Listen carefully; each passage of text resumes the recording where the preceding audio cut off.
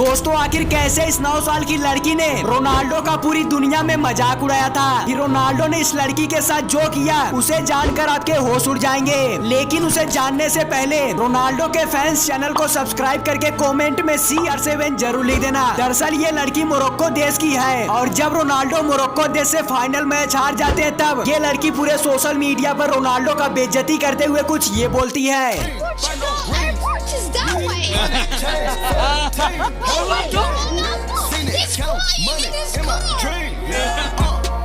Open it up.